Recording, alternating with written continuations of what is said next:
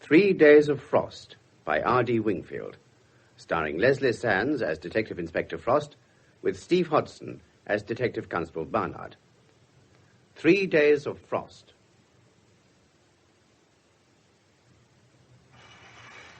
Prepare him for immediate surgery, nurse. Yes, Doctor. Oh, and warn the others.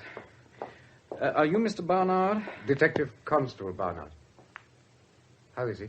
Well, he's got a bullet in his brain. How do you expect him to be? Oh, well, I'm sorry, but I've been working all night. He really needs a specialist, but it's 2 o'clock Christmas morning. I can't even scrape together a full operating team. Now, are there any relatives? I don't know. Oh. I don't think so. I've only known him a few days, you see. Oh. Well, he's got very little chance. You realize that, don't you? I mean, we'll do our best, but, well, it couldn't have happened at a worse time. But that was typical of you, Detective Inspector Jack Frost, wasn't it? Typical. Getting yourself shot on Christmas Day, a second-best surgeon, and half the theatre staff missing. But why the hell did I worry? We were almost total strangers. When I stepped off the London train at Denton Station on that Sunday night before Christmas, I didn't even know you existed. The promised police car was waiting to take me to my digs. Doors open, engine running, impatient to get away. Detective Constable Clive Barnard. That's right. Get in quick as you can. I'm PC Jordan. That's PC Sims. Hello there. We've got to make a detour. A woman's phoned the station. Her 8-year-old kid hasn't returned from Sunday school. That's the sort of crime we get in, Denton, Mr. Barnard. None of your big London bullion robberies. How long you been in CID? 3 months. Oh, 3 months, eh? And now you come down from London to show us how it's done. Left here. I know. I'm not down here to show anyone anything. I'm here to learn. It's a 3-month exchange scheme that training have thought up. Oh, Other forces have sent people to London. What the hell? We just missed hitting a mud-splattered car which shot right across our path. The driver, a shabbily dressed individual in his mid-40s, gave a careless wave of apology as he disappeared into the darkness. The silly damn fool. He'll get himself killed one of these days. Who is he? One of your new colleagues, young Barnard. That was Detective Inspector Jack Frost. What? Him? He looks like an old tramp. No, he's not the world's snappiest dresser. Well, thank goodness I'm not working with him. I'm with Detective Inspector Cull. This is Vicarage Terrace. What number? 29. There. That must be it. We stopped outside a detached house where a young teenage girl waved frantically to flag us down. I imagined her to be the missing child's sister. Mrs. Uphill? Yes. Mrs. Uphill?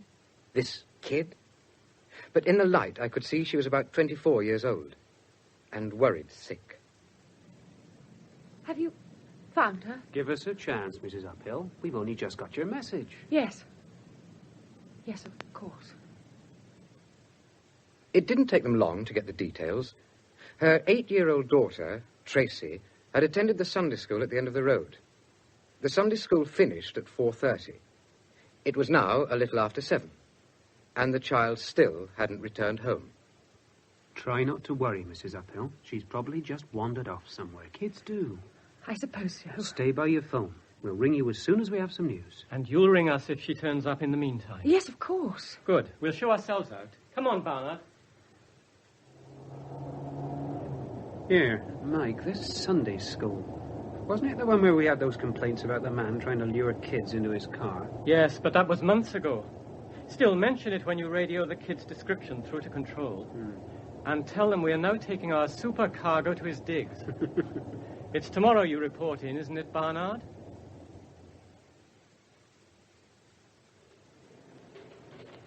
Where's the meeting, Sergeant? Down that corridor, second door on your left, sir. Denton, please. Right. I'll cut him. Yes, sir? I'm not a sir, Sergeant. I'm Detective Constable Barnard. Oh, yes, the whiz kid from London. I was told to report to Detective Inspector Cull at 8 o'clock. Were you? Well, it's now 5 past. The meeting, Sergeant? Down the corridor, second door on your left. Anyway, Barnard, Inspector Carr won't be able to see you for a while. We've got a bit of a panic on. And, let me give you a little tip. We don't go in for flashy gear down here. I'm sorry. I don't know what you mean. That suit, change it. I see nothing wrong with it, Sergeant. Don't be told, then. Look out, here's the divisional commander. Good morning, Sergeant Wells. Good morning, sir. Everyone here for the meeting? As far as I know, sir. Good. By the way, sir, this is Detective Constable Barnard. Barnard, welcome to Denton. Thank you, sir. I'm Superintendent Mullet, the divisional commander. Did you have a good trip? Digs all right? Yes, thank you, sir. You're waiting for Inspector Cull, aren't you? I tell you what, come along with me and sit in on this briefing meeting. You'll find it informative. We've got this problem with a missing girl. There's a seat there you can have, Barnard. Thank you, sir. No sign of Inspector Frost. He doesn't seem to be honouring us with his presence. Was he told? Oh, yes, sir, he was told. Typical. Your attention, please. Firstly, thank you all for coming. This child has now been missing for over 16 hours. 16 hours of sub-zero temperature. There's snow on the way. So if we're going to find her alive, we've got to be speedy and we've got to be thorough. For that reason, I have put Detective Inspector Cull in charge of this operation. And as he's in charge, it behoves me to shut up and let him take over. When you're ready. Thank you. Tracy Uphill, 8 years old, fair hair, wearing a thick blue coat and a woolen scarf over the red. That's clear. Good. Any questions? Right, yes, Constable Stringer. I was wondering if it might not be a good idea to check on known child molesters, sir. Oh, that's an excellent suggestion, Stringer. So you won't be surprised to learn that it occurred to your superiors over 12 hours ago. Now, separate teams now are checking on every known and suspected sexual offender in the division. But a good point, Constable. Oh, yes. Very good point. Right, now, anything else? Right, then. Off you go. And good luck. Inspector. Yes, sir? What about the new chap, Barnard? Oh, I can't cope with him and the search party as well as all my other work. But there's no one else. There's Frost. Frost? I couldn't. I couldn't possibly. Only until we find the girl. I'm sorry, sir, but it's got to be. Now, if you'll excuse me, sir. All right. Barnard. Yes, sir.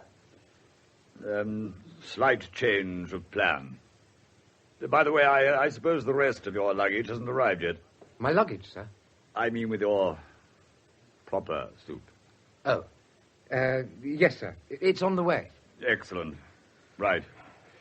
Well, then, instead of Inspector Cull, you'll be working under Detective Inspector Frost. Frost, sir? Yes.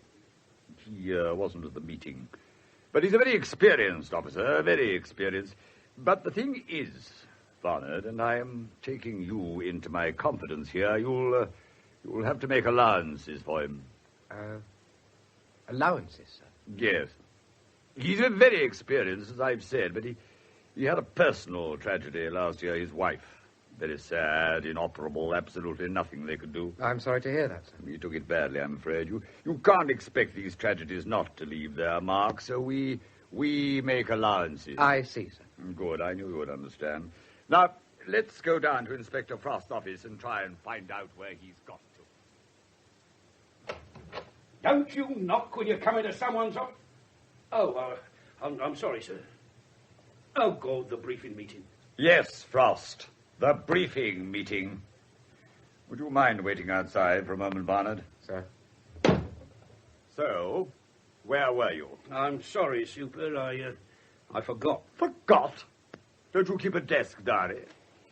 There's one here somewhere. This office is a disgrace. It's a pigsty, an absolute pigsty. Unemptied ashtrays, paper everywhere. That should have gone off weeks ago. And there's that file. When I asked you for it, you said you didn't have it. I've only just found it. I was going to bring it in to you. It was under these papers. How could anyone possibly work in a mess like this? Oh, get it tidied up, Frost, please. While we're on distasteful subjects, your standard of dress. You look as if you're wearing your gardening clothes. Your trousers want pressing, and I'm sure those shoes haven't seen a blacking brush for months. We can't all be tailors' dummies, sir. Don't be impertinent, Frost. Now, listen. I'm putting this new man, Detective Constable Barnard, under your care. Only for a couple of days, until Inspector Carr can take over. Watch your tongue. Mind what you say to him, especially when referring to superior officers. And no bending of the rules. Do I make myself clear? Perfectly, sir. Good. Come in, Barnard. Inspector Frost, this is Detective Constable Barnard. Sir? God almighty. His proper suit is coming down with the rest of his luggage. Oh, I see. Well, I'll leave you to it. Remember what I said, Inspector. Oh, yes, sir. Well, come in, son. Sit down. Thank you. If you clear those files away, you might find there's a chair underneath. How much do they charge for suits like that? £57, sir. Blimey. A proper shop, was it? Yes, sir. Bit of gratuitous advice from an old hand, son. Never wear anything on duty you wouldn't be happy letting a drunk be sick all over. Come in. Ah, Inspector Cole. Oh, hello, Jack. This place is a mess. Yeah, our divisional commander was graciously pleased to bring that to my attention. I've got a job for you. Oh? Yes, this missing girl. I'd like a thorough search of the house. You reckon the mother's done her in? It's possible. Now, would you see to it, Jack, and let me know how you get on? Any excuse to get out.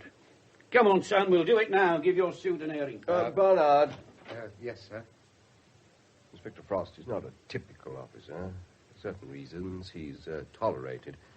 As soon as we find the girl, you'll be back with me, all right? Barnard! All right, sir. I'm coming.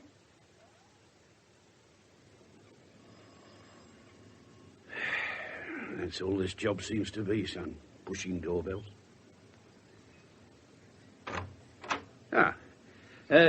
Good morning, Mrs. Uphill. I'm Detective Inspector Frost, Denton CID. Have you found her? Not yet, Mrs. Uphill, but we should have some news soon. We've got half the county out looking for her. Can we come in, do you think? In here. Please sit down. Can I get you anything? Tea? Coffee? That'd be lovely. But if I could just get a few details first. We were wondering if you had any further thoughts as to where your daughter might have gone. We've tried all the obvious places. Well, if I'd thought of anything, I'd have phoned. Did you quarrel with her? Or can you think of any reason why she might have wanted to run away from home? No. We went through all that last night. You've had a thorough look all over the house, I suppose? The house? How can she possibly be in the house? She could be hiding. Since 4:30 yesterday afternoon. Doesn't seem very possible, does it? But I tell you what, just for our peace of mind, we'll give the house a quick going over while you make us a cup of tea. Give us a hand to get this back, would you, son? Inspector, where's her husband? Husband, son? That's got it. There isn't one. She's not married. The Mrs. is purely a courtesy title, like calling Mullet Sir. We'll try the next room. The kids' room. Ooh, it's cold. Radiator's on. It still feels cold and empty. Where does Mrs. Uphill get her money from, sir? There seems to be no shortage. You don't know? No. You're old enough, I suppose. She's a prostitute, son. Sells her body to men at 10 quid a time. That's where she gets her money from. Damn! I found the toy cupboard. And I bet Mummy had to work hard to provide this little lock. What's left on this floor? Only the bathroom, sir. Right. Go and give it one of your thorough London searches while I shove this little lock back. All finished, son?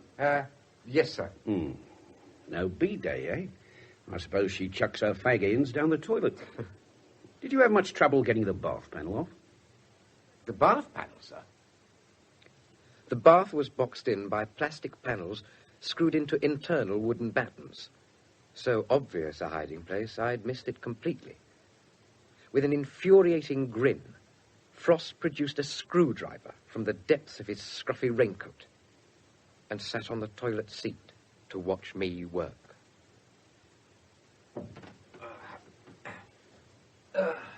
there's nothing here, sir. Are you sure? Poke around, son. A £57 suit should stand up to a bit of dirt. No, there's nothing. No, I didn't think there would be. But it pays to be thorough, especially at the start of your career. Now then, let's see how quickly you can put it back on. Damn, she's coming up. I've brought the tea and some... Why have you got the bath panel off? How do you think she could have got... You think she's dead, don't you? Grab the tray, son. Take it easy, Mrs. Uphill. Am I supposed to have killed my own daughter? Why aren't you out there looking for her? That's put us in our place. I wonder if she's hidden the body in the airing cupboard. I've already looked, sir. And is it necessary to be quite so callous? You must make allowances for me, son. I'm sure you've been told that. What do you reckon to this? I found it tucked inside Tracy's Beano Annual. It was an unretouched enlargement of a nude girl, sitting on a draped box, leaning back to show the camera a well-developed body. The model could not be identified, as from the neck up, the top half had been torn off, but traces of long, dark hair could be seen resting on the shoulders. Processed by an amateur, son. You can still smell the acid fixer. What do you make of that crescent-shaped mark on the right arm? I don't know. Could it be a birthmark? Yeah, that's what I reckon. Wonder who she is, and how did Tracy get hold of it? We've finished, Mrs. Uphill. We didn't find anything. Am I supposed to look surprised or relieved? You want to know something that puzzles me? What? Why didn't you meet Tracy from Sunday school yesterday? Light the lady's cigarettes, huh? Yes, sir. Thank you. Why didn't you meet her, Mrs. Uphill? I just didn't. We've had a word with the Sunday school superintendent. He says you always met her. Winter, summer, rain or shine. Yesterday was the one and only time you didn't show up. Why? I just didn't. There was no reason. I thought she'd be all right. I don't believe you, Mrs. Uphill. Last summer, a man tried to lure some kids into his car as they came out of that Sunday school. And ever since then, even though it's just at the end of the street, you've met Tracy every damn week without fail. When the sun was blazing down, you met her, but yesterday, when it was pitch dark, you gave it a miss. Why, Mrs. Uphill? Why? Inspector! Come on, Mrs. Uphill. Why? Oh, leave me alone, you bastard! I don't care about your feelings, Mrs. Uphill. All I care about is getting help, not you going into bloody hysterics. So why didn't you meet her? I had a man here. A regular? Yes. Every Sunday. He was always away by 3:30. Plenty of time for me to get down to the Sunday school. But yesterday he was an hour late in arriving. He didn't leave until just before 4:30. There wasn't time. No time? It would only take you a couple of minutes to get there. I wasn't dressed. Yes, of course. By the time I had dressed and tidied up, it was nearly 5:15.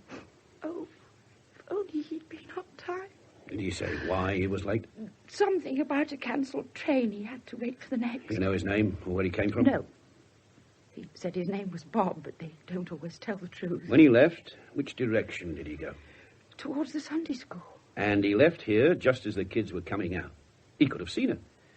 We'll want a description, Mrs. Uphill. That, at least, should present no difficulty. He's about 34, 35. He has a beard, light brown hair. It was a very detailed description, right down to his appendix scar. When she had finished, Frost produced the photograph. Would this be anyone you know, Mrs. Uphill? No. We found it in Tracy's room, hidden in a book. Tracy's room? Where would she have got it from? You keep anything like that in the house? No, Ah, well, she probably just found it somewhere. It'd mean nothing to kids of her age. Well, don't lose hope, Mrs. Uphill. We'll let you know as soon as we have any news. Go on, son. Where to, sir? We'll find somewhere to have lunch, and then I want you to nip down to the railway station. If he visits her every Sunday, the staff should remember him. Mm-hmm. Now, there's the Sunday school. Used to be the old vicarage at one time. The actual church is further back. Looks a proper dump. Yeah. My wife's buried in the churchyard. Oh. Sorry. Will you be staying here for Christmas? As far as I know. Good. I'm on duty Christmas. And Boxing Day. You can come on with me if you like. Now, let's see what the lunches are like at that place. When I returned from the railway station, Frost was sprawled on the back seat of the car, fast asleep.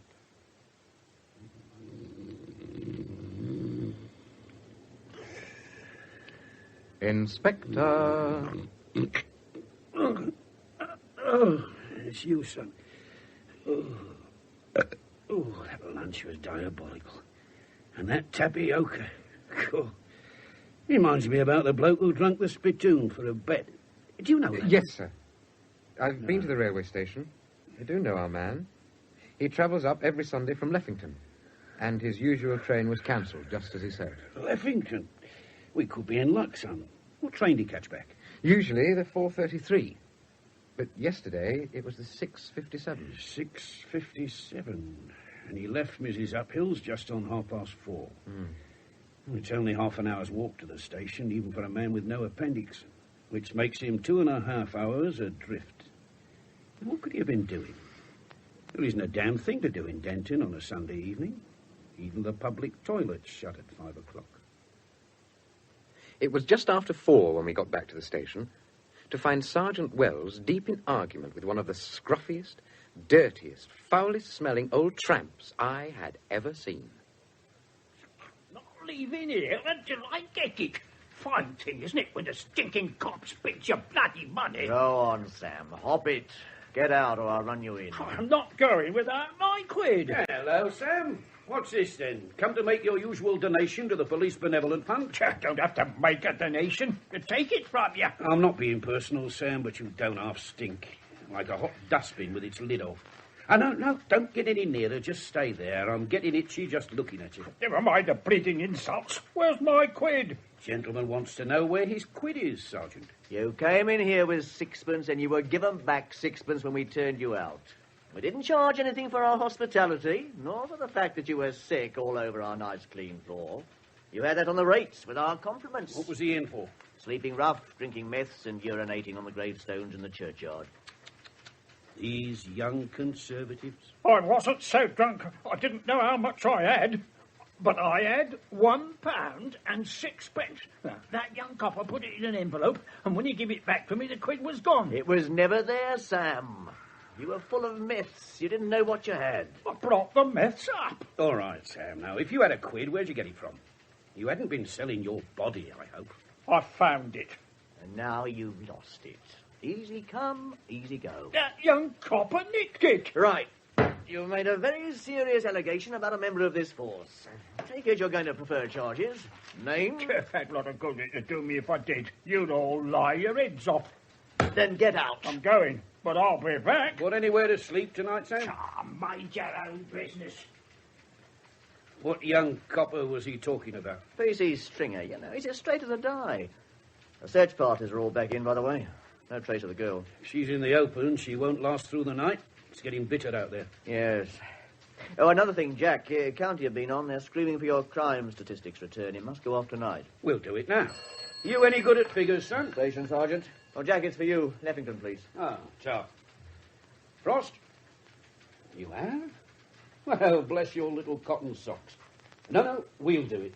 We're on our way now. They've traced Mrs. Uphill's bearded Sunday regular. He's a school teacher. Come on, son, let's pay him a visit. Hey, what about the crime statistics? Bags of time. We'll do them when we get back. Yes? Mr. Stanley Farnham? Yes. We're police officers, sir. Can we come in? Police officers? Show the gentleman your warrant card, son. Oh, yes. There we are, sir. What's it about? Something I think you'd prefer was not discussed on your doorstep, sir. May we come in? In here. Very nice. Very compact. I'm sorry it's so untidy. I've just got in from school. Yes, we heard you were a teacher. Biology, sir? No, English. Ah. Is it all right if my colleague takes a look round? No, it's not all right. What the hell is this about? Do you know a woman called Joan Uphill, Mr. Farnham? Uphill? No, I don't recall. 29 Vicarage Terrace, Denton. 10 quid a time and a cup of tea after. I'm sorry, I don't know her. She must be lying, then, because she says she knows you. Would you object to taking part in an identity parade? Wait a minute. Uphill, you say? Allow me, sir. You're shaking. All right. I do know her. What has happened to her? Why should anything have happened to her, sir? Well, you know, these women, they do get attacked, but she was all right when I left her. What time was that? Oh, about 4:30. Our inquiry is regarding her daughter, Mr. Farnham. Tracy? Why so surprised? You must know about it. It was on the news. It's in all the papers. Isn't this your morning paper on the coffee table, sir? Yes, but I haven't read it yet. It isn't delivered till after I've left for school. Oh. There it is, sir. Police search for missing child. Oh, good Lord. How terrible. Well, you don't think she's here, do you? Is that why you want to search? Because you think she's here? Well, go ahead, look where you like. I've nothing to hide. Off you go then, son. Righto, sir. And be thorough. Yes, sir. So you left Mrs. Uphill's about 4:30 then, sir? Yes. That would be about the time Tracy was coming out of Sunday school. Yes, I know. I saw her. Where was this? She was walking away from the Sunday school. Towards her home? No, they were walking in the opposite direction. They? She was with a woman. What woman? I don't know. Describe her. I didn't take an awful lot of notice. It was dark, and I was in a hurry. Medium height, wearing a whitish fur coat. Was she old, young? I didn't notice. You see where they went? No, I soon outpaced them. I didn't particularly want Tracy to see me, and I was in a hurry. Why were you in a hurry, sir? Well, I had a train to catch. What train was that? Look, I'm a bit confused. I caught the late train. I was hurrying because I had to visit my aunt. I was due there for tea. Your Sundays are one long round of pleasure, aren't they, sir? Any luck, son? No, sir. Now get your notebook out, Mr. Farnham. He's going to give us the name and address of his aunt. Yes, you won't go round there, will you? I mean, she's an old lady. Her heart's none too good, and... Don't worry, sir. I specialise in old ladies with weak hearts.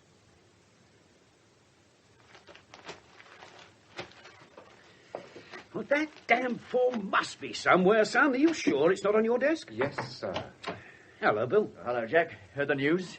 They found her? Not the girl. Inspector Carr. He's had an accident. Accident? When? Where? What happened? A lorry smashed into his car. Is he badly hurt? Couple of broken ribs, at least. He'll be out of action for a while. Poor old cow. I wouldn't even have wished that on Mullet. So who's he going to put in charge of the Tracy Uphill case? Some big head from county, I suppose. Answer that, son, will you? Sir? Inspector Frost's office? Yes, sir. Mr. Mullet wants to see you right away, sir. Me? Oh, no. No, even he couldn't be that stupid. Mr. Mullet wouldn't be that stupid. Would he, Sergeant?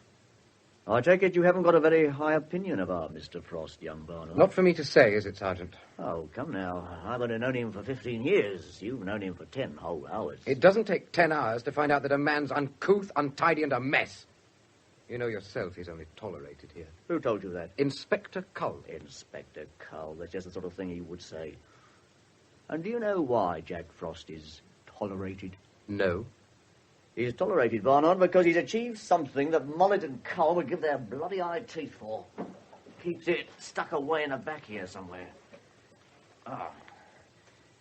Have a look at that. Go on. Open it. A medal? Not just a medal, Barnard. Ever seen a George Cross before? Because that's what it is. The civilian equivalent of the VC. And it's his, Jack Frost's. That mess you mentioned. Mess? Someone talking about me? What's that doing out? I was just showing it to the lad, Jack. Oh. Give it here, son. How did you win it, sir? Oh, it's a long and boring story. Well, one of our local yobbos, popped to the eyeballs on drugs, gets himself a gun and tries to pull off the crime of the century at Bennington's Bank. We turned up, and I marched over to get the gun from him. He nearly shot my head off. Not a bad little medal. They prefer you to get killed before they give it to you, but they make an exception if their stocks are building up. What did he want to see you about, Jack? As headquarters haven't got any suitable officers to spare, I am now in full charge of the Tracy Uphill investigation. Congratulations. Mind you, I've been given my orders. I'm to stay well away from the press, buy a new suit, and report to Mullet every 5 minutes. Apart from that, I've got a completely free hand. Well, come on, son. Stop messing about with those figures. Let's see how my subordinates are managing without us in search control. How's it going, Arthur? Hello, Jack. I'm told you're our new boss. Thank God you know. I was afraid I'd have to break the bad news. Oh, have you met Clive Barnard, alias Joseph, and his Technicolor dreamcoat? Clive, this is Detective Sergeant Arthur Hanlon. How do you do? Any news on the woman in the white fur, Arthur? Nothing. Your bloke Farnham seems to be the only person who saw her. If he did see her. First thing tomorrow, son, we must check up on Auntie. Don't let me forget. Right, sir. A couple of other things, Jack. You know we've been checking up on known child molesters. Foxtrot Tango came up with something interesting. Oh, what? Mickey Hoskins didn't turn up for work today. Did they check his digs? He hasn't been there since Sunday. I want him found and brought in, Arthur. Put an all-patrols message out. Right. Who's Mickey Hoskins, sir? He's got more form than your suit's got red stripes, son. Indecent exposure, indecent assault, the lot. He's got a special liking for young girls. So he's still with Ma Bowsy, then, Arthur? God, I wouldn't eat a meal she'd cooked or coughed over if you paid me £1 million. Which reminds me, did I ever tell you the joke about the bloke who drank the spittoon for a bet? Yes, in the canteen over dinner. Oh, so I did. Do you know it, son? There was this bloke. I've heard it, sir. Oh. Anything else then, Arthur? Oh, usual crank calls. Oh, Martha Wendell's been on again. She says the spirits have got an important message for us. About a body. Oh, we'll follow it through, Arthur, the way we've followed all our other spirit messages through.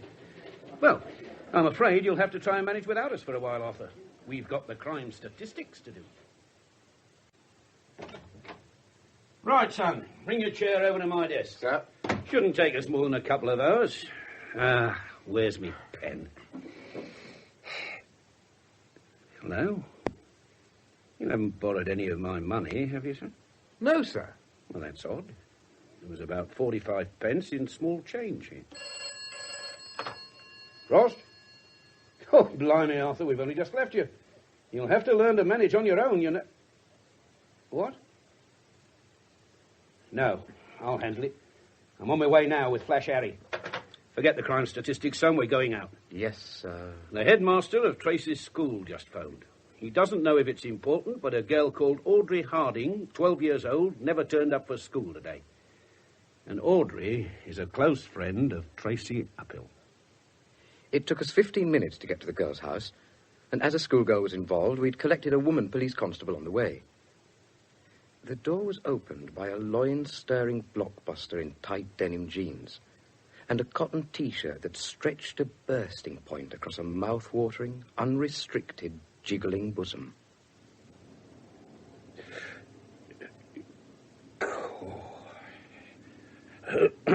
Sorry to bother you, miss. We're police officers.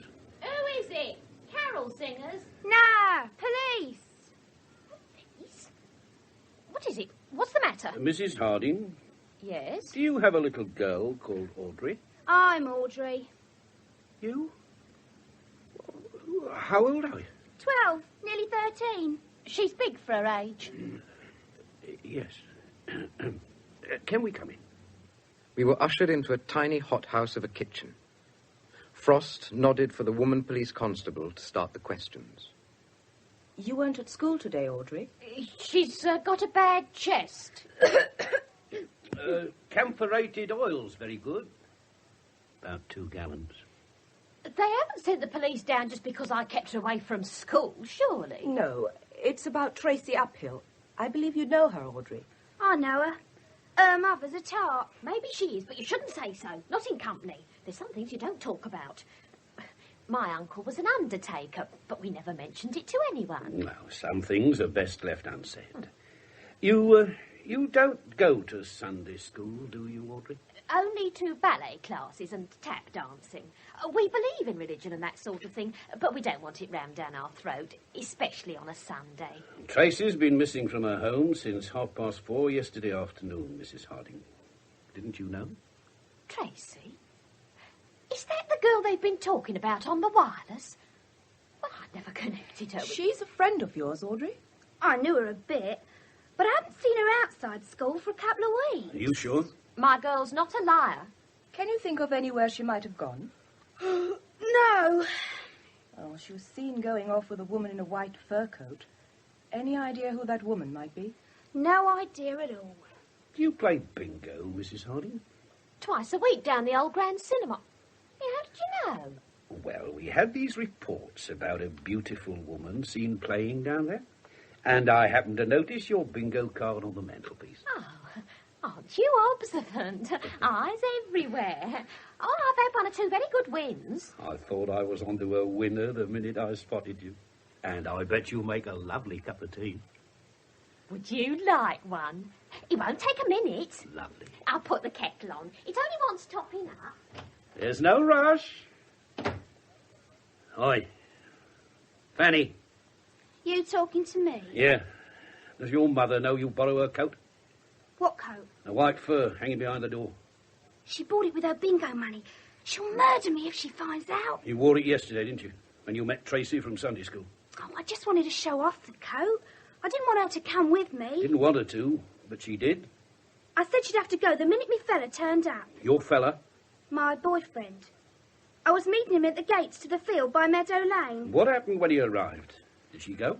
She pretended to, but she followed us, hoping for an eyeful, I expect. We ended up in the wood. Why'd you go there? To try and shake her off, but she kept following. In the end, we ran and hid behind that big tree, the one by the lake.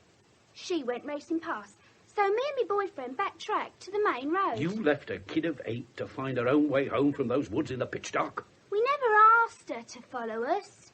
Anyway, she knew the way back, and she wasn't going home. She said she was going to play in the old vicarish grounds. So you left her. Where did you go after that? To me boy's house. His parents were out. What did you do there? What do you think? You won't tell me, Mum, will you? Not unless I have to. Ah, the old brown juice. Now, help yourself. So we sipped hot, sweet tea and chatted. My eyes were drawn to our policewoman who had slipped off her greatcoat. She was lovely. A sharp dig from Frost's elbow brought me painfully back to earth. The girl, son. Look at the girl. 12-year-old Audrey was examining the perfection of her right shoulder. She had pulled back the sleeve of her T-shirt, and there it was, a crescent-shaped birthmark. The birthmark we had last seen in black and white on the headless, nude photograph found in Tracy's bedroom. As soon as we were back in the car, Frost radioed through to control for the woods to be searched thoroughly. At the market square, the WPC asked to be dropped off. You on standby then, Hazel? Yes, sir. I'll tell you what, I'll walk to the station from here. Young Clive can run you home in the car. All right, son? Yes. Yes, of course. Try and be good. He's sweet, isn't he? Is he? Where do you live? Oh, Martin Road. It's about 5 minutes from here. Ah, you'll have to pass my digs. How about dropping off for a cup of coffee?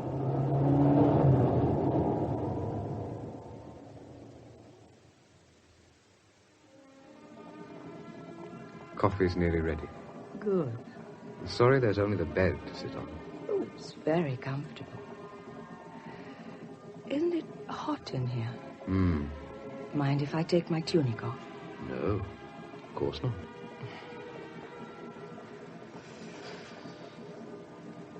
Oh, now I'm cold. Come and warm me.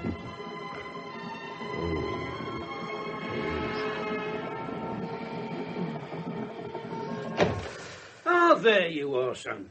Damn! Lucky I spotted your light. Oh. They found a scarf in the woods. Could be the girls. Oh, hello, Hazel. Didn't see you under there. You weren't talking about anything important, were you? We found the scarf here, sir, caught on this bush. What's down there? Willow Lake. I reckon that's where we're going to find her. Perhaps. First light tomorrow, we'll have it dragged. Of course, it might not be her scarf. Come on, son, we'll see if old Mother Uphill can identify it. You want us to carry on searching, Inspector? Oh, give it another couple of hours. There's the slimmest chance she's still alive, and a few more hours out in this would finish her off. An expensive car passed us as we turned into Vicarage Terrace, and the rich smell of cigar smoke in Mrs. Uphill's lounge betrayed a recently departed visitor. Frost murmured something to me about business as usual. Then he showed her the scarf. At first, I thought she was going to faint, but she pulled herself together.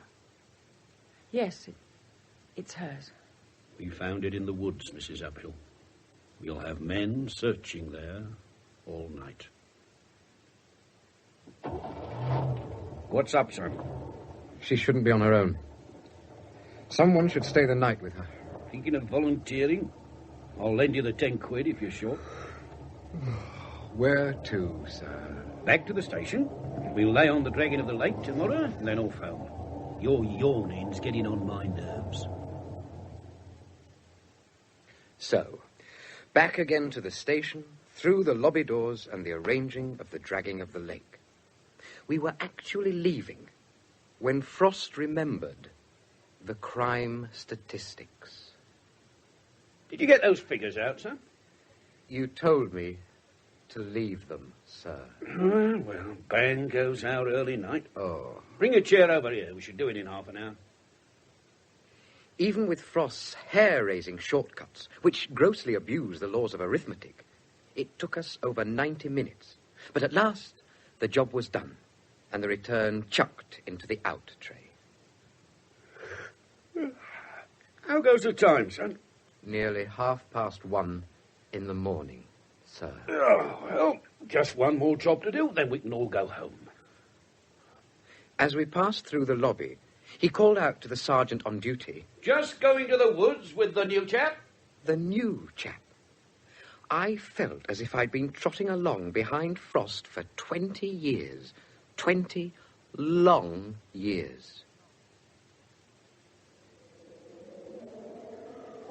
Found anything else, lads? No, sir. All right. What with him yawning and you coughing. Pack it in. Hello.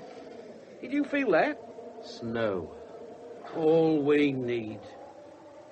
It's going to be a bitch dragging that lake tomorrow.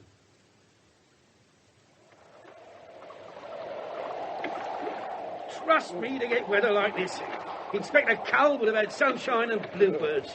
Hello, who the hell's this? Oh, no, not him. Hello, Inspector. So, this is where you're hiding, eh? Any luck yet? Son, this is Sandy Lane, Chief Reporter of the Denton Echo. Sandy, Detective Constable Barnard. Oh, she ought to be hopping up to the surface soon if she's in there, shouldn't she, Jack? If she's in there? Oh, she's got to be. Well, if I haven't dragged myself here at the crack of dawn for nothing. I've already written the headlines. Local clairvoyant's prediction fulfilled. Body found in woods. Yeah, and you could have a photograph of the girl's house with the caption, Santa won't be calling here this year. You know, that's not bad. Hello. I think they found something. Excuse me. It's only a log, but let him find out for himself, and I hope he falls in. Yeah. Oi, Constable! Sir? What's that hut over there?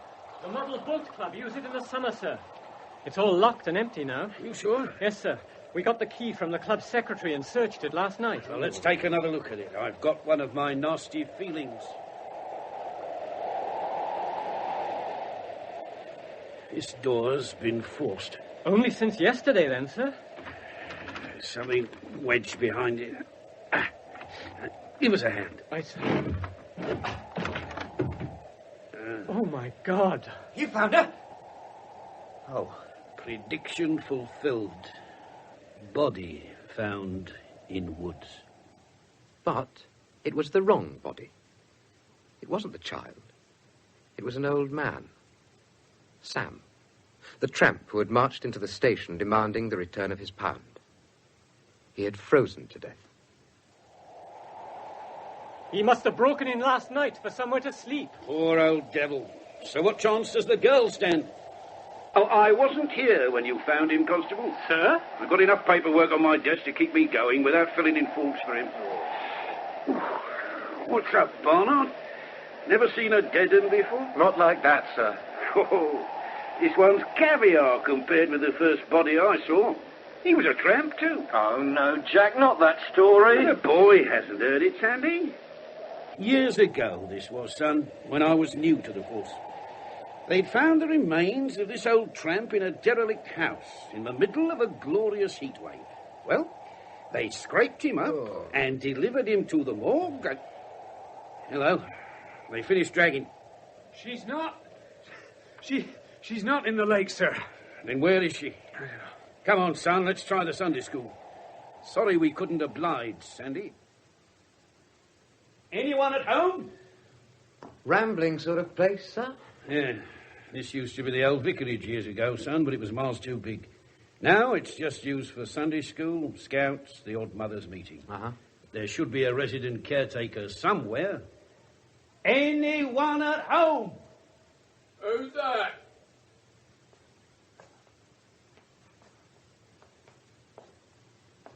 What do you want?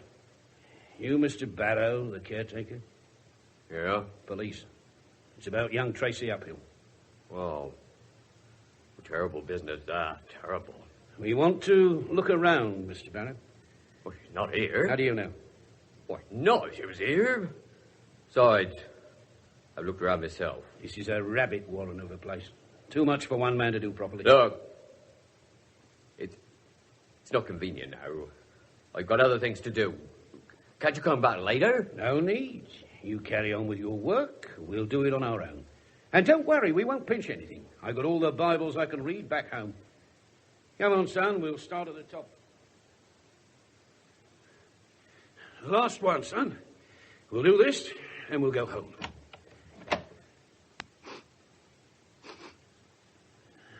Somebody's been in here recently. Smell that cigarette smoke. Try the light switch. It's pitch dark. None of the others have worked, sir. Wow! Blimey, it's bright. I think it's a photofluff, sir. I don't like the look of that, son. It was an ominously large, battered Edwardian cabin trunk. It was fitted with a new, strong brass padlock. One of my keys might conceivably fit. No. Yes. Ah. Old hymn books. Hardly worth the effort. And hardly worth such a strong lock either, sir. Like me, son, you compensate for your lack of dress sense with brains. Let's dig a little deeper. At the bottom of the trunk, we found a camera and an envelope. The envelope contained gems from Barrow's photographic collection, including black and white enlargements of Mrs. Uphill in full, unretouched nudity, and photographs of an undressed, nubile, 12-year-old Audrey Harding, sitting on this same cabin trunk, sprawling provocatively against the wall. Only this time, the head was not torn off. So now we know why Barrow didn't want us to search the place. I was afraid of this. I'd heard the odd rumour. And what do we do now, sir? Stick everything back, say nothing. None of our business. None of our business? The girl's underage, sir. Well, she certainly doesn't look it. I'll tell you something, my son. If she stuck those monsters under my nose, I certainly wouldn't waste time asking to see her birth certificate. Yeah. We're looking for a missing child. We're not interested in this muck. This is trivia. I'll have a quiet word with Barrow when I get round to it. He's fairly harmless. Just bung everything back as it was. We haven't seen it. And hurry. We should be back at the station. The silly bitch! Do you see that red Mini? Shot straight out in front of us. Women, drivers. And I thought she could do no wrong in your eyes. Or don't you recognise her with her clothes on? Eh? It was your girlfriend, Mrs. Uphill. I wonder why she's in such a hurry. Some poor devil in urgent need of her services, I suppose. We spotted her again as we drove through the market square. She was leaving Bennington's bank, clutching a large plastic bag.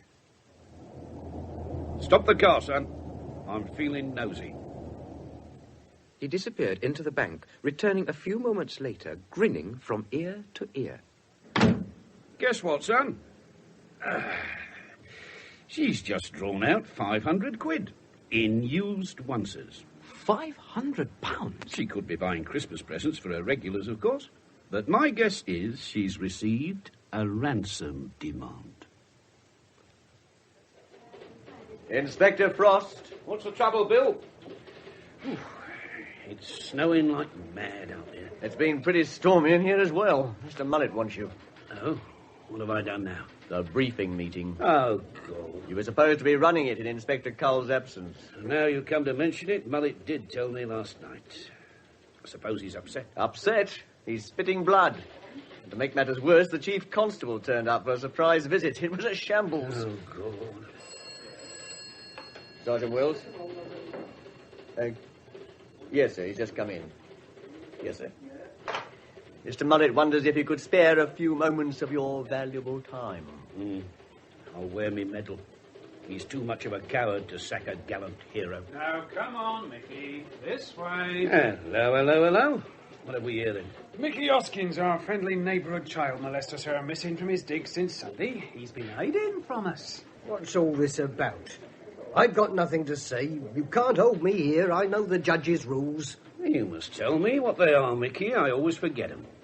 Interview room, lads. Get the implements seated up. Sir. I've just got to go and have a rollicking from the divisional commander, then I'll be right back. How much longer are you going to keep me? Inspector will be along in a minute. About time. I was just going. Sorry, Mick. I've got so many adventures on the boil at the moment, I forgot all about you. First, I must have a fag.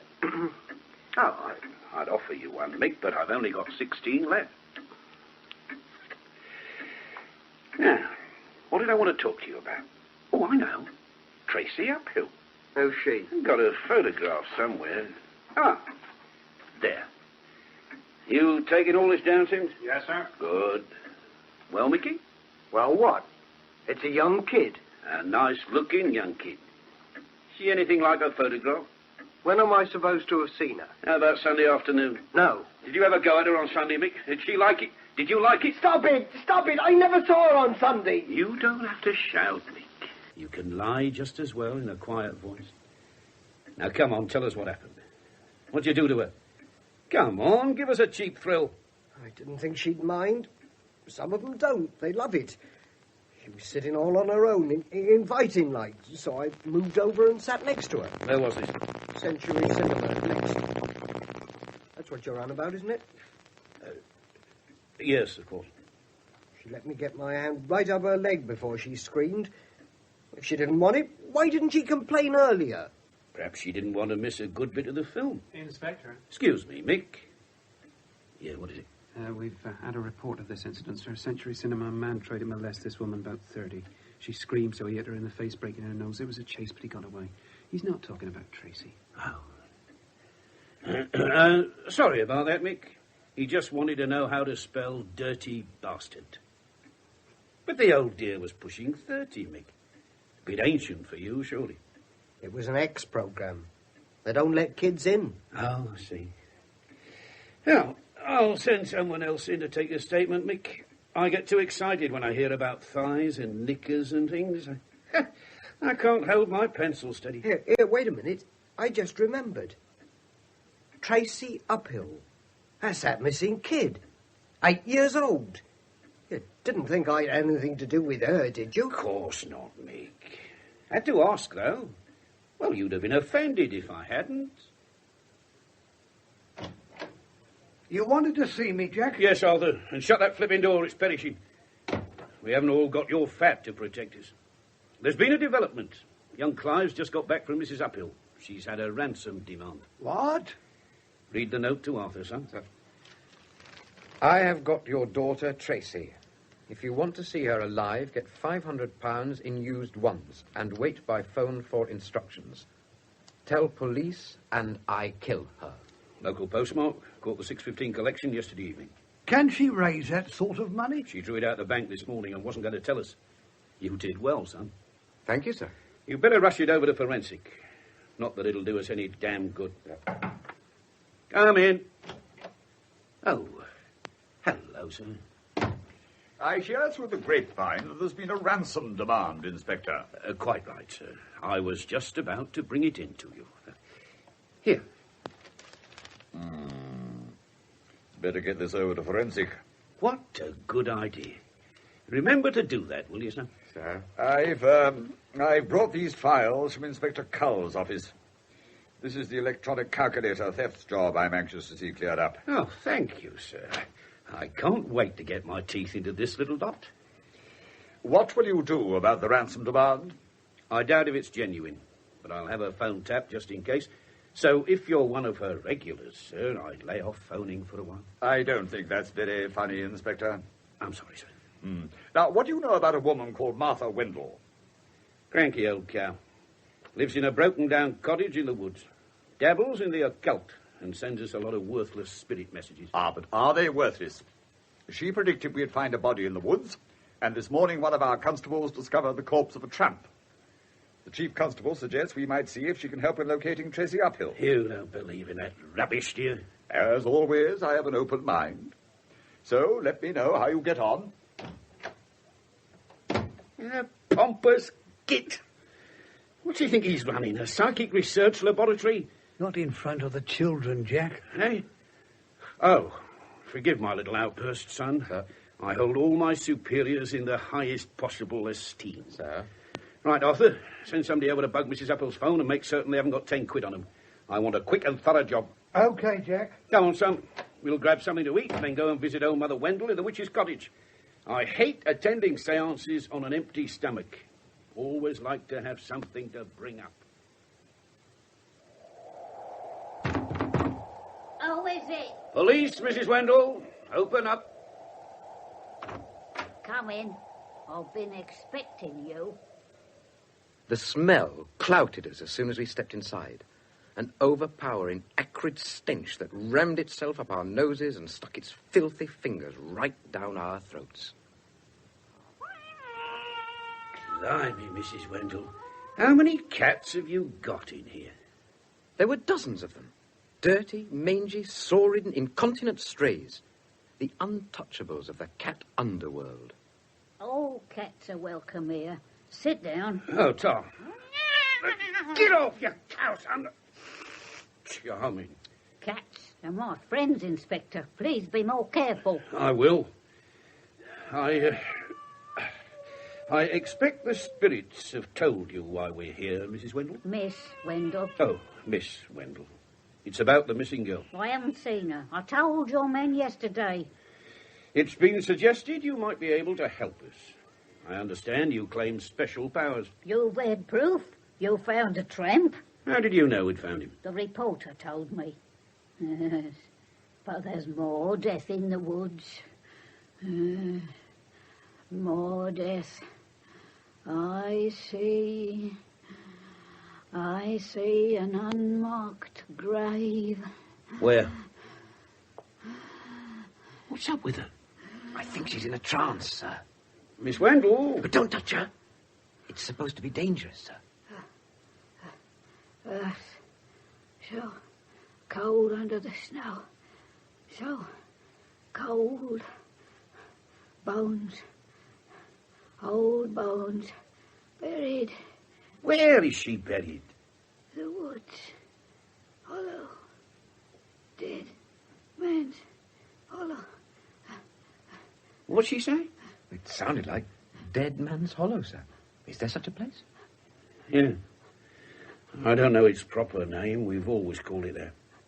But trance or no trance, Miss Wendell, I hope for your sake we don't find Tracy buried there.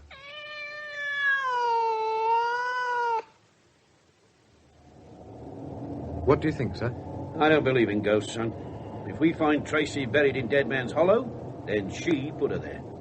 She's mad enough to kill a kid if she caught one chucking stones at her lousy cat. But if she killed her, why tell us where she buried her? To divert suspicion from herself. Control to Inspector Frost. Control to Inspector Frost. Come in, please.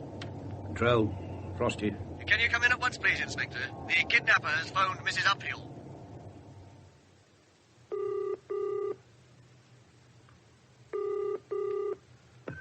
Denton 2346? Denton 2346? Mrs. Uphill, Yes? did you get my letter? Where's Tracy? All in good time. You got the money? Yes. Exactly as you said. And you've told no one? No one. I swear. Very sensible. Now listen carefully. Is she all right? Well, all things considered, yes. But it's up to you that she stays that way. What do you want me to do? I want... Hello? Hello? That's all there is. So what happened? Was he cut off or what? I'll turn the volume up and replay the last few seconds. I think you'll spot it. Stays that way. What do you want me to do? I want... Hello? Hello? Did you hear the siren? One of our cars must have passed the kiosk. He thought we were onto him and bolted. Blasted uniform branch. Always in the wrong place at the wrong time. Oh, hello, sir. Hello, Frost. Did the GPL trace the call? Yes, Jack. Inspector. The call box on the main Eastern Avenue. Charlie Alpha was in the vicinity, so I've sent them to investigate. No one there, though. Charlie Alpha. It was probably them that frightened him off in the first place. Are they keeping the kiosk under observation? For a while. But I can't see him using the same phone box. Never know your luck. We've had so much vandalism lately, you'll have a job finding another one that works. Oh, I am sorry, sir. I'm neglecting you. No, not at all. I just wanted to know how you got on with the Wendell woman. Ah, it was quite interesting, actually. A cat peed all over us, and then we had a séance. According to her spiritual snouts, Tracy is buried in Dead Man's Hollow. Dead Man's Hollow? Did you take a look? Well, we looked at the 4 foot of snow covering it, and it looked pretty much like the snow covering everywhere else. I don't think she's there, sir. We've got to check. Organise a digging party. I'm going to phone the Chief Constable. Stupid twit. All right, Arthur, you heard the man. Organise a digging party, evening dress, spades and gumboots. I'll join them in the car park in 10 minutes. Job for you too, sir. Yes, sir. Something we forgot. Farnham, Mrs. Uphill's Sunday regular. We haven't checked his story with his aunt. Oh, damn. Now, don't forget she's got a weak heart, so don't show her your suit, and go easy with the rubber hose. I'll be in my office if anyone wants me. Yeah? Cup of tea, Inspector. Oh, Tom. Hold on a minute, will you? Push the door shut. Sir? Sit down. You smoke? No, sir. Stringer, is he? Police Constable Derek Stringer? That's right, sir. Tell me, son. Well, to within a couple of quid, how much money have you pinched in total? I don't know what you mean, sir. Now, look, son, you might think me useless and decrepit, but I'd be a real right twit if I couldn't solve a simple case of somebody nicking money from my own desk drawer. Money that's always missing after you've been in with the tea. And you took that tramp's quid as well, didn't you? I'm not staying here. I'm reporting this to the Police Federation representative. If you've got anything further to say... Sit down. You wanted official, son? All right. I'll call the divisional commander in and tell him I want your pockets searched. You see, I marked the money. What happens now? Entirely up to you, son. I've got enough on my plate with missing kids, ransom demands, and piddling cats. Come on, Jordan, put a bit of beef into it. If there is a body there, it won't bite you. I just don't like the idea, sir. You don't know how lucky you are. My first corpse was nearly liquid. Oh, Jack? Jack Frost? Who the hell's there? I can see a torch. Oh, no. Hello, Sandy. What are you doing here? I hear you're hoping to dig up another body. Then you hear wrong. This is a police allotment and we're putting in cabbages. Who told you? I have my sources. By the way, Jack, drop into the office tomorrow. I've got a little seasonal bottle for you, with our compliments. You'd have better not be too little. Inspector, signs of recent digging here. There's something buried. The girl? No, just some bones. Show me. Here. Give me that trowel. Well, not just bones. I'd say we've got a complete human skeleton. Damn. Just what we needed. It's a skeleton. There seems to be something chained to its wrist. If I could pull... Ooh! Ah. It's a metal case of some kind. A case? Ah. Show me. Yeah. Wait a minute. I thought so. See what it says, Jack? Just about. Bennington's Bank. Yes. Ooh, the spirits have come up with a goodie this time. I reckon we have here the mortal remains of Rupert Fawkes. Who the hell's he, then? Well, it would have been before your time, Jack. Fawkes was chief cashier at Bennington's Bank. Back in 1951, he was sent to another branch with £25,000 chained to his wrist and was never seen again. We all thought he'd absconded. Ooh, this'll make the London dailies. 1951? If you weren't here, I'd cover it up and swear we never found him. Work this is going to cause. Here.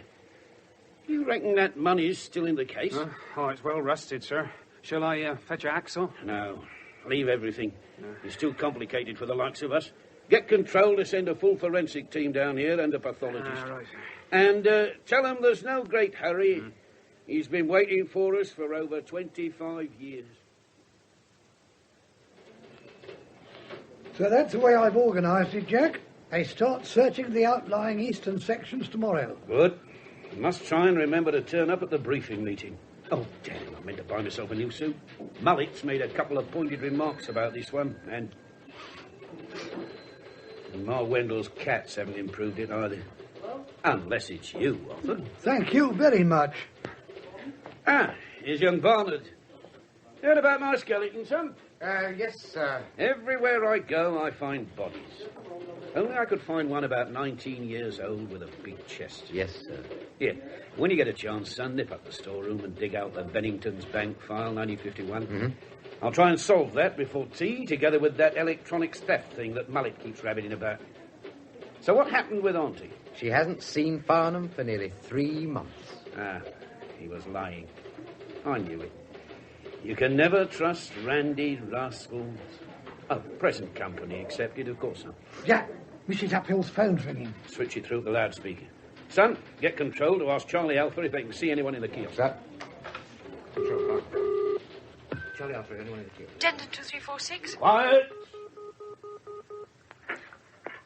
Remember me? Yes. How's Tracy? Do what you're told and you'll be able to see for yourself. Charlie Alpha reports kiosk empty, sir. Damn. Then tell me what to do. Put the money in a carrier bag. Walk with it down the Bath Road towards Exham. I'll go by car. No. Walk. You understand? You'll walk on the left-hand side. Now, just past the antique shop is a public call box. Wait there. I'll ring you with further instructions. Hello, search control.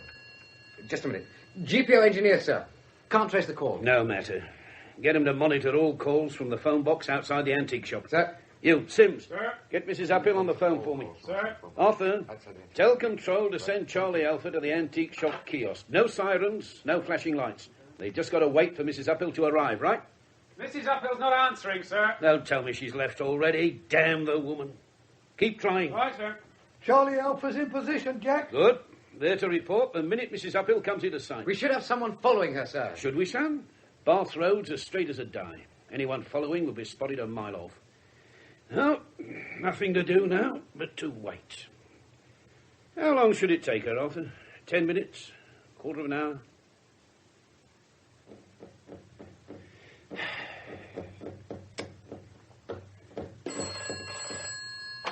Yes.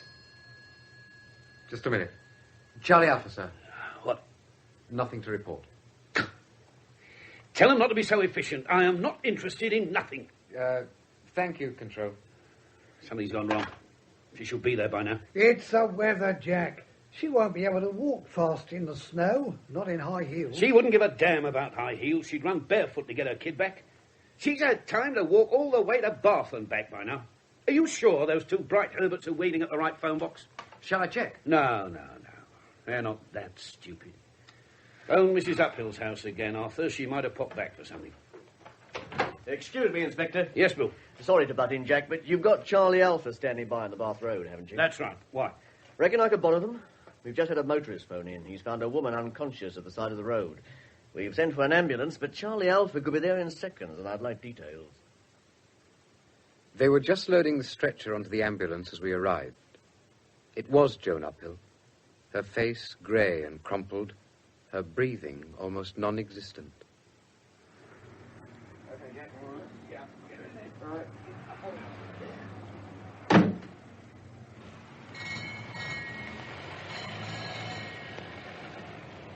Gordon?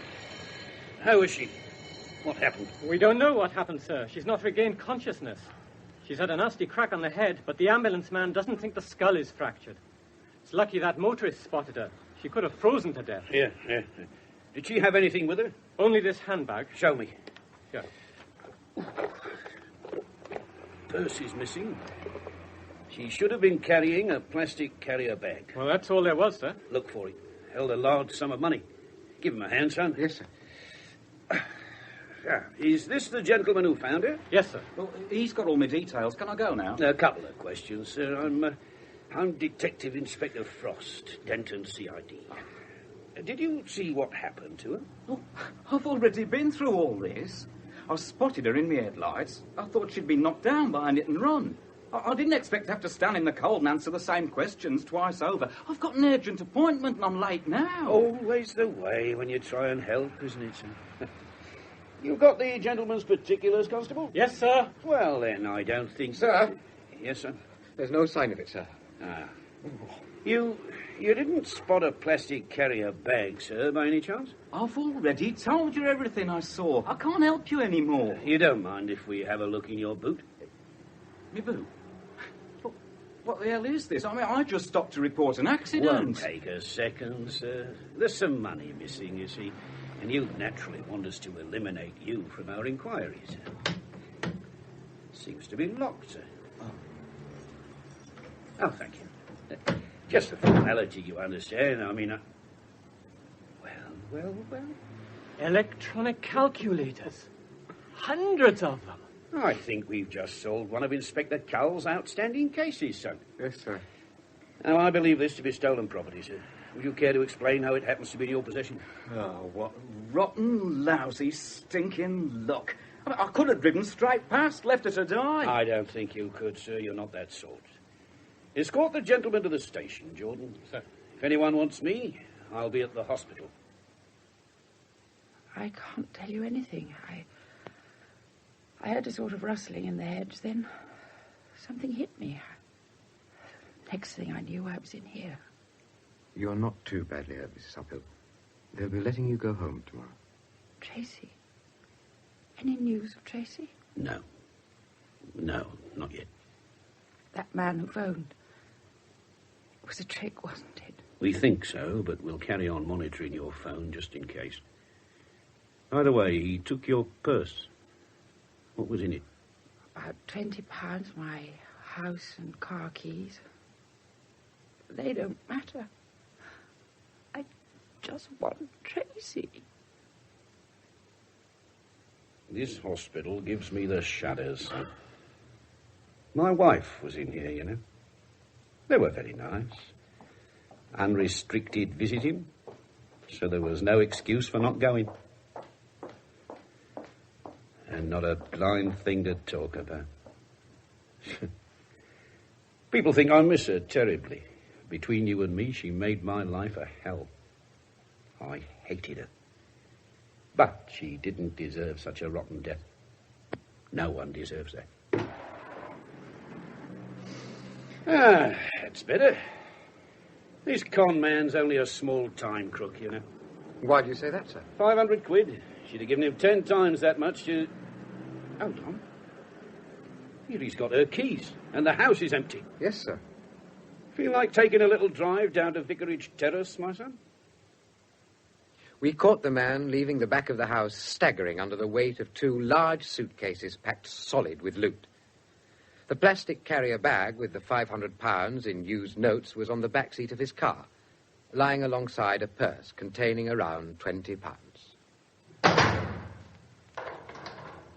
We'll need more cells if you go on like this, Jack. By the way, did you know young Derek Stringer has resigned? Has he? I didn't know. Pity. He was a good chap. Could have been another Jack Frost if he'd worked at it.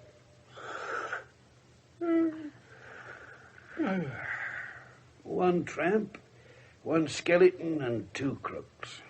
Yeah, not bad. I think we'll call it a day, son. Oh, yes, please, sir.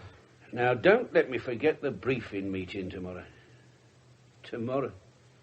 Blimey. Do you realise it'll be Christmas Eve? He made the briefing meeting and tried to inject some enthusiasm into the dispirited searchers. No one said anything as they walked out into the snow, but they all knew they were no longer looking for a girl. They were looking for a body. Inspector Frost. What the hell does he want? Wait for me in the office, would you, son? Righto, sir. You want me, sir? Shut the door. Sir? The same suit, I see. Yes, sir. The Chief Constable's breathing down my neck. Do you think we'll find the girl today? It's Christmas tomorrow. I'd like to get it all tied up by then. Our chaps deserve a break. So do I. We'll do our best for you, sir. Who's on duty tomorrow? I am, sir. And Boxing Day. Oh, well, it ought to be quiet. Give you a chance to catch up on your paperwork.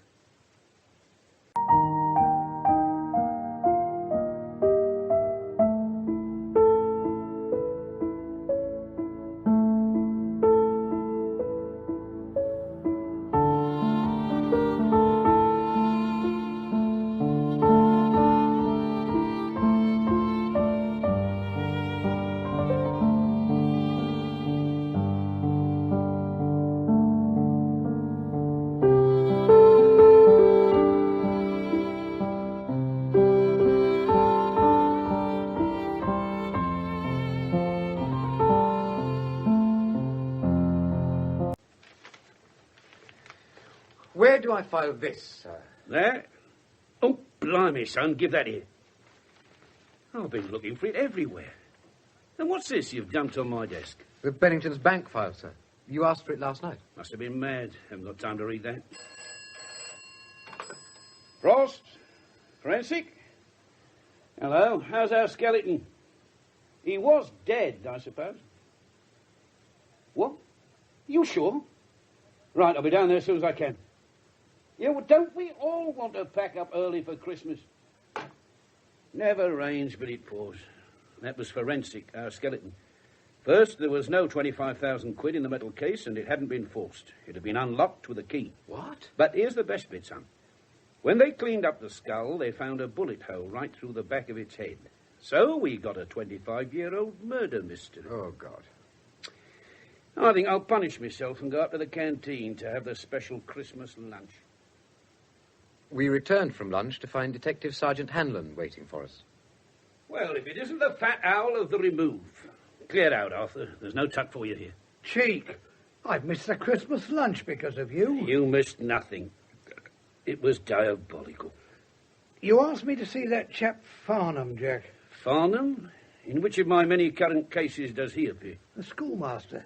Oh, Mrs. Uphill's bearded regular. And what did he have to say for himself? He admits he lied about having tea with his aunt. The truth is, on his way back to the railway station, he was accosted by a platinum blonde in a leopard skin coat. Cynthia Richmond. Don't tell me she's back on the game. Yes, I've seen her. He was with her until after 6. So there's another suspect we can eliminate from our inquiries. Are you all right, sir? I'm all right, son. I've been having a few drinks with Sandy Lane. He's been pumping me about our skeleton and the bullet hole. I met a couple of the search parties coming back. Nothing. Absolutely nothing. She's been missing since Sunday, and what have I achieved? Damn all. I've sold a couple of tuppence-halfpenny little crimes on the side, but I've no more hopes of finding her than I have of finding out who killed that skeleton 25 years ago. Sir? 25 years. Now, how did Martha Wendell know the skeleton was buried there? She's a clairvoyant. If it's been buried for 25 years, how come her clairvoyant powers hadn't worked before? We were told about the trap in 24 hours. No, son. There were signs of recent digging. She had dug and she'd uncovered it, and that is how she knew. But why should she go digging in Dead Man's Hollow? To bury a body, son. A child's body. Dear God. But the very place she picked because it was hidden and out of the way had already been picked by somebody else. For the very same reason 25 years ago. You know why we're here, Miss Wendell? Yes. I've been expecting you. She came here on Sunday. She threw stones at my cats. And one of them... She killed one of them. Go on. Well, I was so angry, I don't know what I did. I must have banged her head. I don't know. I didn't mean to kill her. Just to punish her. Well, I had to hide the body. I thought a Dead Man's Hollow. But when I dug... You uncovered an older grave. We know. Then what? Well, I waited until night, but your men were still in the woods, and next day it snowed. Well, I'd have left footprints. So what did you do with her? She's in there. Son? Sir. What will happen to my cat? I don't know. Inspector! What is it? Good God. Get an ambulance, quick. Sir? You can thank your lucky stars you did uncover that skeleton, Miss Wendell. Otherwise, you would have buried her alive. She was alive, but only just. The doctors at the intensive care unit of Denton Hospital were non-committal as to her chances. But we were all keeping our fingers crossed. Back at the station, there were congratulations all round, and Frost's whiskey bottle was much in evidence. I seemed to have been given the evening off, so I took my policewoman out for a meal, and later returned with her to my digs. And there was Frost waiting for us. I'm sure you when we get inside. Hello, son. Oh, damn. Hello, Hazel. Inspector. What do you want, sir? Well, I've been browsing through that Bennington's bank file, son, and I think I know who shot our skeleton. I thought it might be nice to get it all tied up before Christmas. Or, are you busy? Turn left at the top here. I appreciate this, son. You must hate my guts. Sir? But since I'm on one of my rare winning streaks, I might as well play it for all it's worth. That's the house. Who lives here? Bloke called Powell. Been retired for years, but in 1951 he was Bennington's bank manager. Something of a heavy gambler by all accounts. And he held one of the two keys that would open the money case. Now, if Powell did kill Fawkes, he must be a bag of nerves now he knows we found the skeleton.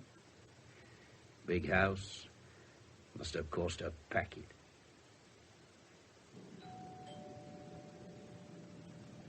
Who is it? Police! Go away. I'm Detective Inspector Frost, Denton CID. Mr. Powell, I'd like to question you about the murder of a Mr. Rupert Fawkes on or about the 25th of August, 1951. I said go away. Was that the gun you used? Nip back to the car, son. Radio for help. Right, sir. Now, look, sir. This is silly. Put the gun down and we can talk. I just want to talk to you. I'd just reached the car when... The man, appalled at what he had done, stared down in disbelief at Frost, a crumpled heap on the snow, looking untidier than ever. Barnard. Hey? Oh, Mr. Mullet. Any news? They're operating now, but they're not holding out much hope. What a shocking business. Today of all days. Yes, sir. His wife died in this hospital, you know. Devoted couple. Absolutely devoted. You hardly knew him, did you, Barnard? No, sir. I hardly knew him. 3 days ago, I didn't even know he existed.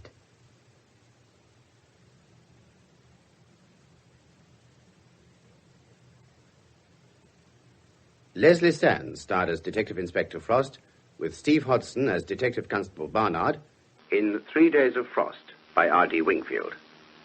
Superintendent Mullet was Jack May. Detective Inspector Cowell, Walter Hall. Sergeant Wells, Jonathan Scott. Detective Sergeant Hanlon, Cameron Miller. P.C. Stringer, John Gray. P.C. Jordan, Henry Davis. P.C. Sims, Geoffrey Collins. W.P.C. Valerie Murray. Joan Uphill, Shirley Dickson. Old Sam, Godfrey Kenton. Farnham, Leslie Heritage. Mrs. Harding, Anne Rosenfeld. Audrey Harding, Anne Wensack. Sandy Lane, Crawford Logan. Mickey Hoskins, Harold Rees. Martha Wendell, Kathleen Helm. And the driver, Michael Tudor Barnes. 3 Days of Frost was produced and directed by Graham Gauld.